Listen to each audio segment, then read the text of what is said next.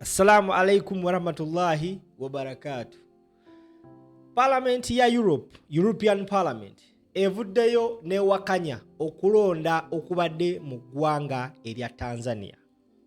Video eno ekutusibwako bannaffe aba Momon Construction Company bakakensa mu kuzimba ennyumba ey'ekirooto kyo beekwate bafune ku ssimu eziri awo wansi.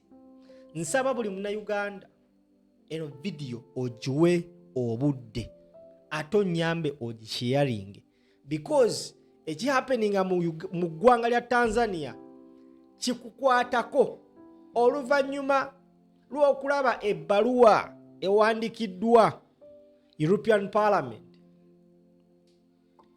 ng'ewakanya okulonda okwabadde mu ggwanga erya Tanzania olunaku olw'ejjo. Nengamba yes, Uganda ebintu bitandise otambula nga we twabibala. Gwe ssebo oba nnyabo andaba, oluvannyuma lwa European Parliament okuwandiika ekibaluwa ekyo nga etegeezanga mbu elections in Tanzania were neither free nor fair. Ebbaluwa eyo ngenda kudda ngikuyitiremu yonna yonna, naye gwe Munnayuganda nsaba otule ku vidiyo eno ogirabe ate ogitambuze. Njagala buli muntu eyali ayogerera Kyagulanyi Ssentamu Robert, Bobi Wine ne NUP mbu baali bazunga ebweru nga tebalina kyali kibatwalayo kyamakulu. Ndowooza tutandise okulaba amakulu ga Kyagulanyi. Ebbanga lye yamala nga yeewuuba mu European Parliament tutandise okulaba ebitongole nga European Parliament we bivaayo edde before nga mwakalonda, because ebbaluwa eyo European Parliament egiwandiise leero.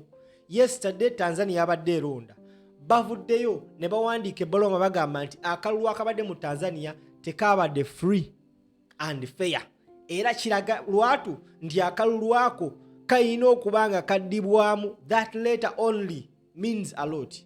Now wabanga Kyagulanyi Ssentamu Robert Bobi Wine ebbanga lino ery'emyaka 5 lyabadde yeteekateeka okugenda mu kalulu ka 2026 abadde afuna meetings ne ba MPs ab'omu European Parliament. Gwe ssebo oba nnyaba ndaba, tewali kintu kye twetaaga nga bano bantu kumanya nti omuntu gwe tulwana naye akoze bwati ne bwati. Yes, bayinza obutajja ku ground nti batugireko Museveni, naye ebbaluwa eyo gye bawandiise nga bagamba akalulu ke Tanzania tekabadde ka mazima na bwenkanya kimininga aloti.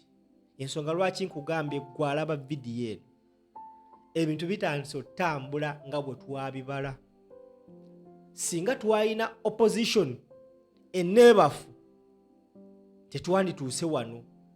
Engendo Kyagulanyi z'abadde ng'akola always ng'ava Uganda n'agenda ebweru mu mawanga ag'enjawulo, abadde yeetegekera kaseera kano ke tugendamu. Era okuvaayo n'agamba tugenda mu protest vote, Kyagulanyi Ssentamu Robert Bobi Wine teyamanya nti Abatanzania bagenda kwekalakasa. No, teyakisuubira nti wagenda beera okwekalakasa Tanzania ku lunaku lw'okulonda. Abatanzania ekintu kyabwe bakikoze silently, era tewali muntu yali asuubira nti Tanzania egenda kwekalakasa, wabula bakedde bukeezi ku makya ku lunaku lw'okwekalakasa ne batandika okuteekawo embeera eraga nti kano akalulu tetukakkiriza. We tuwogerera airport emu ku zi airport ze Tanzania bassebo ne bannyabo yaggaliddwa dda. Abantu bagiwamye nga bagamba nti abakungu ababadde batuntuza abantu gye babadde baagala okukozesa okudduka mu ggwanga Uganda. Embassy ya America evuddeyo neeyisa ekiwandiiko ng'etegeeza ba citizens baayo obutalinnya mu ggwanga lya Tanzania kussa ne Isirairi. Ensi ez'enjawulo zitandise okudikiralinga Tanzania as a war zone oluvannyuma lw'okuyimpozinga masholo ne kafyu ku ssaawa 12. Abantu abasoba 40 e Tanzania bafudde ate nga bagamba ennamba esingako awo. Wabula wakati mu kufa kw'abantu abatuuze b'e Tanzania bagamba tetugenda kukkiriza, twagala ekintu kimu, tufune akalulu ak'amazima n'obwenkanya.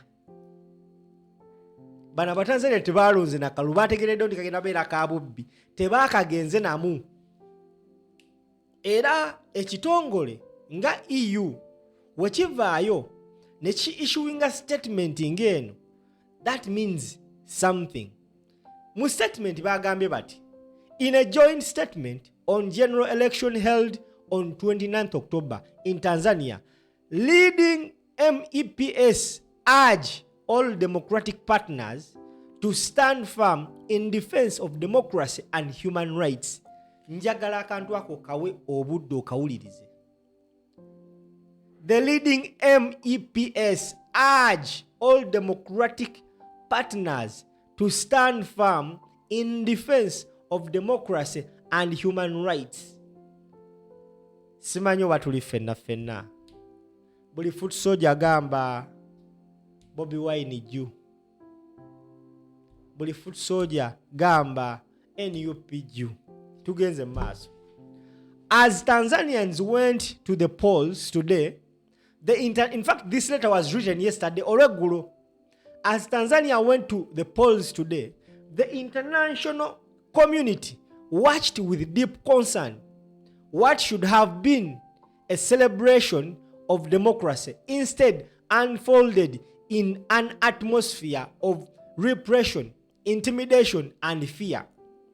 These elections cannot be regarded as a free and fair.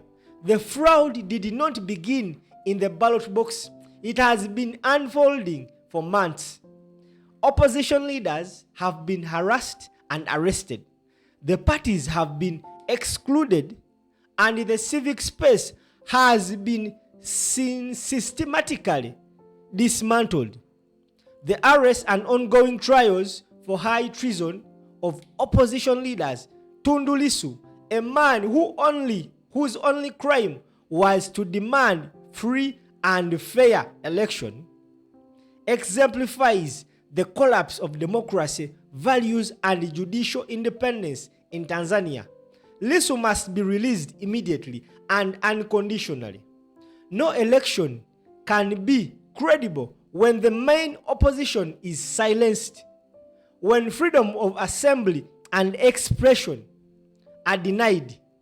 Okawuliriza akantu ako. And when independent media are intimidated and coerced, report of irregularity, obstruction of observers, and targeted violence against critical voices have further eroded the integrity of this electoral process. We urge all democratic partners to stand firm in the defense of democracy and human rights. Silence is not neutrality. It is complicity. The statement is co-signed by David McAllister, chairperson of the European Committee of Foreign Affairs. Bassebo ne bannyabo, yeye ebbaluwa ewandiikiddwa Parliament eya Europe, gye twandiise European Parliament. Buli muntu yenna eyali ayisaamu amaaso mu kukyala kwa Kyagulanyi mweno Parliament, gwe ssebo oba nnyabo andaba, ndowooza otandise okulaba ebibala by'eno Parliament. Yes, oli ajja gamba bajja kukoma biwandiika, tebasobola kujja ku ground, naye nabo baforcingiddwa owandiika ebbaluwa eyo after what they have been seeing happening in Tanzania. Akategedde gamba simple ju. Nyongera okutegeeza gwe atulaba gy'otukengera yonna nti eno video ekutuusibwako bannaffe aba Mormon Construction Company. Oyagala kuzimba nnyumba yo ey'ebirooto, okooye weewale okozesa abayinginiya abagenda okubba seminti n'emitayimbwa. Kubira Mormon Construction Company eri legit, fully legit, ku ssimu zaabwe ziri awo wansi, bakuzimbira ennyumba yo. Gwe oba wabuyikadde nakasente ng'olinda bulinzi kisumuluzo kyo nti ennyumba ye ewedde. Bazimba ennyumba eza buli kika, all styles and types. Mubeere bulungi.